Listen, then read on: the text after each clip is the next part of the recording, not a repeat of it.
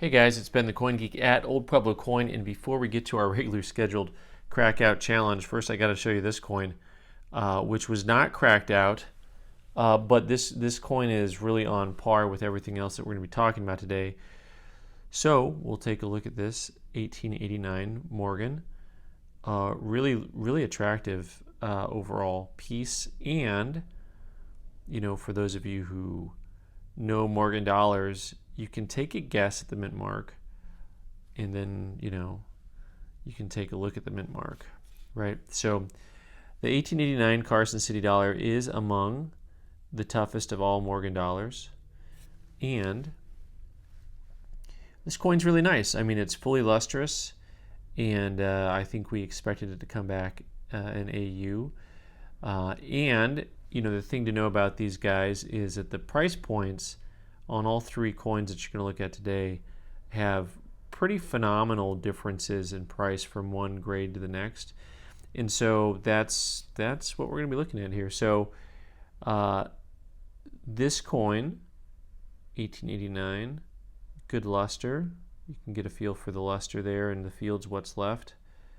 Where there is wear or not wear. Most of the wear is not onto the coin, it's mostly just onto the, how would you say, through the luster.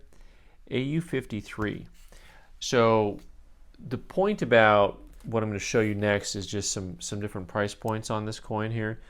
This is the 89cc in different grade points. And so the point is the number jumps from one grade to the next are insane, right? So this is an XF40, AU 50, AU 58.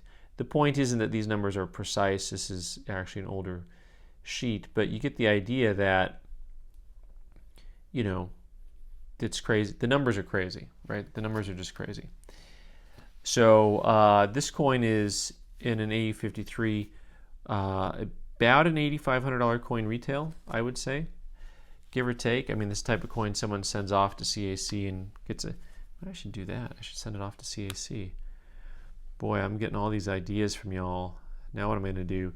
All right, this coin I had on the website for a while at 92cc. It was in this old PCI 63 PL holder, right? So old school holder, 92cc. A fun coin. I like the date.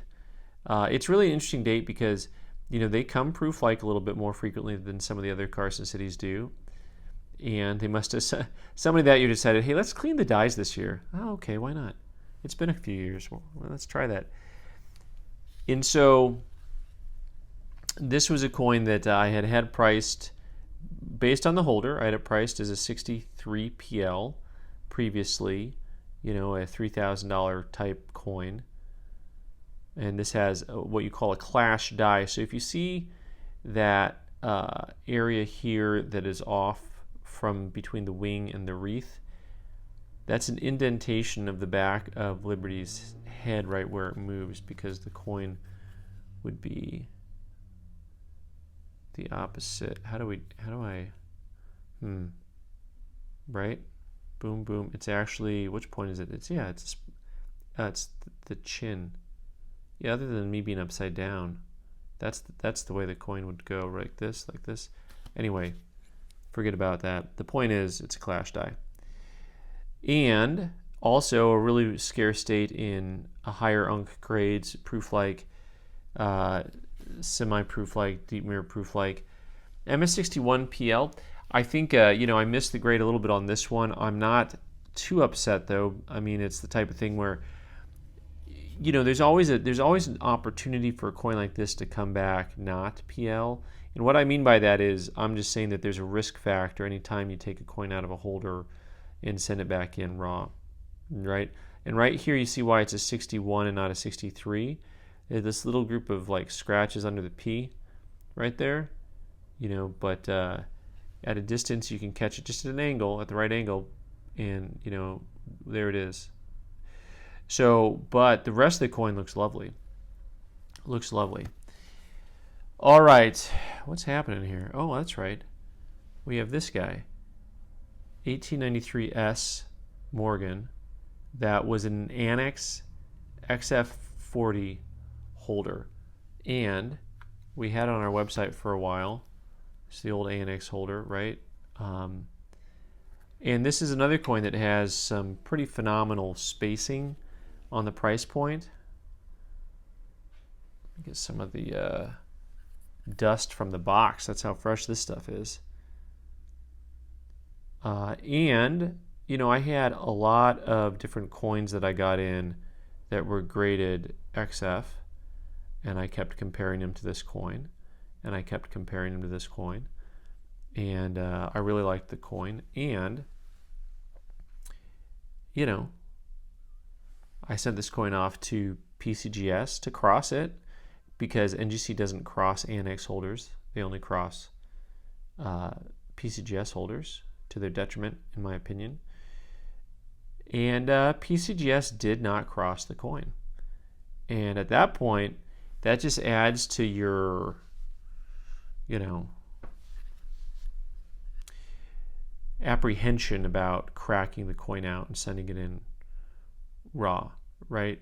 But I showed a lot of people the coin, and a lot of people agreed. They said, yeah, this coin is just as nice. You know, I covered the label up and showed it against my XF coins that I had, and people would pick this coin pretty consistently. Not always, pretty consistently. Whoa, look at me dropping coins. 1893S XF40. Well, see, I love it when a plan comes together.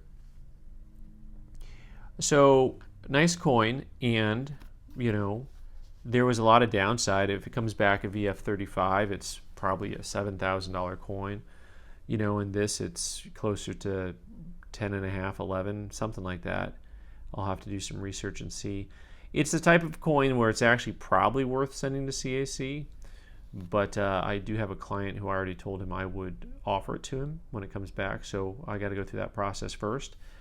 In the meantime, though, you know, I mean, I kind of like that 89 for a CAC candidacy for all y'all who are dropping coins through the CAC system there.